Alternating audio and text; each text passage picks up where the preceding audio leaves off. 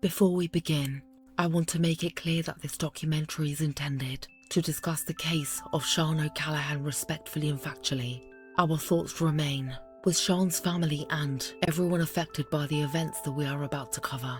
This is not a story about entertainment. It is a story about loss, investigation, and a case that would eventually raise serious questions about policing, evidence, and the pursuit of justice. On the evening of Friday 18th March 2011, 22-year-old Sian O'Callaghan finished work at a nightclub in Swindon, Wiltshire. Friends later described her as happy and looking forward to the weekend. Nothing about that evening suggested that she would soon become the focus of one of the most significant murder investigations in modern Britain. Sian worked at the Suju nightclub in Swindon. After finishing her shift in the early hours of Saturday morning, she left the nightclub and began making her way home. She was in contact with her boyfriend, Kevin Reap, by text message. Her final known messages suggested nothing unusual. Then, suddenly, communication stopped. At first, there was no immediate panic. People missed messages, phones ran out of battery, and plans change. But as the hours passed, concerns began to grow. Sian failed to return home. Her phone could no longer be reached, and by Saturday morning, those closest to her knew that something was wrong. When Sian was reported missing, Wiltshire police launched an urgent search operation. Officers retraced her known movements. CCTV from the town centre was examined. Friends, colleagues, and family members were interviewed. Search teams began covering areas around Swindon. What made the disappearance particularly alarming was the lack of any clear explanation. There was no evidence that Sian had planned to leave, no evidence that she had gone away voluntarily, and no known reason for her to suddenly cut off contact with everyone. As the investigation intensified, detectives focused on one crucial question. What happened between the moment Sian left the nightclub and the moment when her phone went silent? Investigators began analysing mobile phone data. Cell site information showed that Sian's phone had travelled away from her unusual route home. That discovery immediately changed the direction of the inquiry. This was no longer being treated as a routine missing persons case. Detectives now feared that Sian may have come to harm. Public appeals were issued. Volunteers joined search efforts. Media coverage increased across the country, and with each day passing, pressure on the investigation grew. One of the key breakthroughs came from CCTV footage showing Sian entering a taxi in the early hours of the morning. The taxi was traced to a local driver named Christopher Halliwell. At this stage, Halliwell was not publicly identified as a suspect, but detectives urgently needed to establish his movements. Officers examined vehicle records, phone data, and CCTV footage connected to the taxi. The timeline began to narrow, and investigators realised that Halliwell's account of his activities did not fully explain the evidence they were seeing.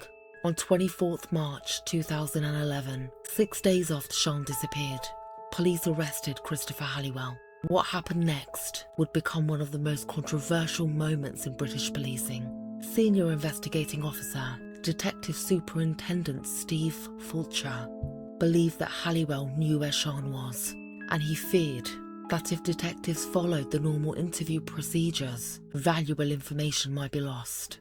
Valuable time may be lost. Fulcher made a decision that would later be scrutinised by courts, police authorities, and legal experts across the country. Instead of immediately conducting a formal recorded interview at the police station, he took Halliwell to a remote location and questioned him directly. His priority was simple: find Sian.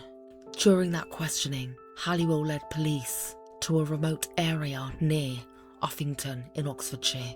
There, officers discovered the body of Sian. For her family, the hope that she may still be alive was gone. But the investigation was about to take a turn that was even more unexpected. Because after leading police to Sian's body, Halliwell made another revelation. He indicated that there was a second victim. A victim whose disappearance had remained unsolved for years. And that discovery would transform the case from a single murder investigation into something far larger. The woman who had discovered years earlier on was Becky Godden Edwards. Becky had vanished from Swindon in 2003 and despite extensive inquiries, her disappearance had never been solved. Now, 8 years later, police were being led to a possible burial site. Searches were carried out in Gloucestershire. Human remains were discovered. They were later confirmed to be Becky's. In the space of a single day, investigators had found the bodies of 2 women. The man leading them to those locations had effectively confessed to both killings. To many people, the case appeared straightforward. Halliwell had directed police to the victims. He had made admissions, and detectives had recovered crucial evidence, but criminal investigations are governed by strict legal rules. In England and Wales, suspects must normally be cautioned and interviewed in accordance with the Police and Criminal Evidence Act, often referred to as PACE. The defence argued that Halliwell's admissions had been obtained outside those safeguards. The issue eventually reached court, and the ruling shocked many observers. A judge determined that the admissions made during the journey with Steve Fulcher could not be used as evidence in the murder trial. The court found that proper procedures had not been followed. As a result, the prosecution lost some of the most dramatic evidence in the case. For many members of the public, the decision was difficult to understand. After all, Halliwell had led police directly to the victims, but the court's role was not simply to decide whether he was guilty. It was to determine whether the evidence had been obtained lawfully. This created an extraordinary situation. A detective had found a murder victim and uncovered another unsolved killing. Yet the admissions that led to those discoveries could not be presented to the jury. Despite the loss of confession evidence, prosecutors still had a substantial case against Halliwell. CCTV footage showing Sian entering his taxi.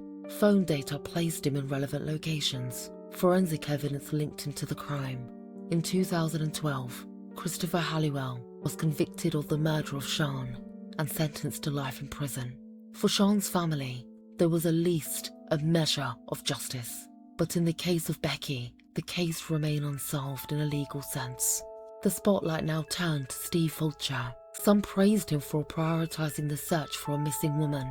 Others argued that, by ignoring established procedures, he had jeopardised the prosecution. Fulcher faced disciplinary proceedings. He later resigned from Wiltshire Police. The debate became a national conversation. Should a police officer ever break procedure if it may save a life? And if that decision leads to crucial evidence being excluded, was it justified? Years later, legal experts and policing professionals still discuss that question. Although Halliwell had been convicted of murdering Sian, investigators continued building the case relating to Becky. Without the excluded confession, prosecutors needed independent evidence. That process would take years, and eventually a second trial would be held. Over the following years, detectives gathered forensic evidence, witness statements, and information about Halliwell's movements during the period of Becky's disappearance in 2003. It was a painstaking process. Without an unusable confession, every piece of evidence had to stand on its own. Eventually, prosecutors concluded that there was enough to proceed. In 2016, Halliwell stood trial for Becky's murder. At this time, jury heard a case built around circumstantial and forensic evidence rather than the excluded admissions. After hearing the evidence, the jury found Halliwell guilty of the murder of Becky. He was sentenced to a whole life order, meaning he will spend the rest of his life in prison. For Becky's family, the conviction finally brought legal recognition of what had happened more than a decade earlier. For investigators, it demonstrated that a conviction could still be secured, even without the original admissions. But this case was no longer being discussed only as a murder investigation. It had become a landmark debate about policing. Fulcher became one of the most talked about police officers in Britain. Many members of the public viewed him as the detective who found Sian and uncovered Becky's murder. Others argued that by stepping outside of established procedures, he had risked undermining the justice process. Fulcher faced misconduct proceedings and later resigned from Wiltshire Police. He has consistently defended his actions, maintaining that his priority was to locate a potentially alive victim and protect others from further harm. The debate over his decision remains one of the most significant ethical discussions in modern British policing. Imagine being the police officer who believes a missing woman may still be alive. Do you stop to follow every procedure? Or do you do whatever you think is necessary to find her? That question sits at the heart of this case. Supporters of Fulcher argued that his actions led directly to the recovery of Sian and the discovery of another murder victim. Critics argue that legal safeguards exist for a reason and that ignoring them can endanger prosecutions. Both sides agree on one thing, that their decision changed the course of the investigation forever. The Sian O'Callaghan case is now studied by police officers, lawyers, criminal justice experts across the UK. It is frequently used as an example of the tension between urgency and procedure. It also highlighted the importance of digital evidence, CCTV, and mobile phone data in modern investigations. Most importantly, it ensured that 2 women whose lives were taken would not be forgotten. When people remember this case, they often focus on the legal controversy, but behind every courtroom argument and every policing debate were real people. Sian was a 22-year-old woman returning home after work. Becky disappeared years earlier, leaving her family searching for answers. Their families endured uncertainty, grief, and years of waiting.